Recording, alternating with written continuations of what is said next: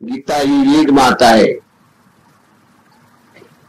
या घरामध्ये नाना प्रकारच्या वस्तू हे मुख्य अविनाशी तत्वाला नेणाऱ्या काही रत्न आहेत, काही जहर आहे, काही अमृत आहे, असं हे सगळं आहे तिथे. पण तिथून जे अमृत आणि रत्नासारख्या वस्तू आणि भगवंतांनी मंथन करून तिथे आणले आहे.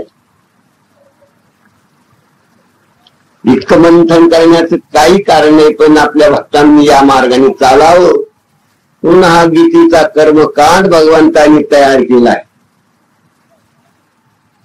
ज्ञानकांड हा भागवत आहे, कर्मकांड ही गीता आहे.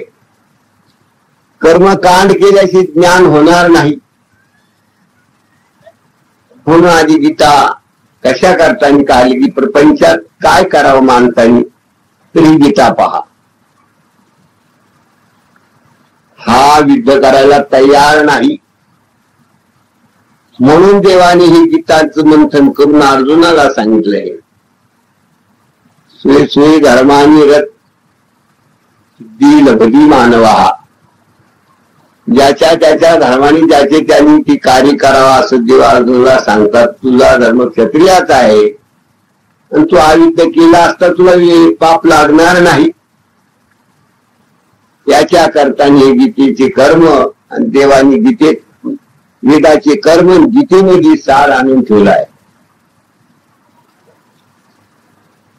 राजू गीताचे कर्मकांड ज्यांनी करावा त्यांनी ज्ञान घ्यावं.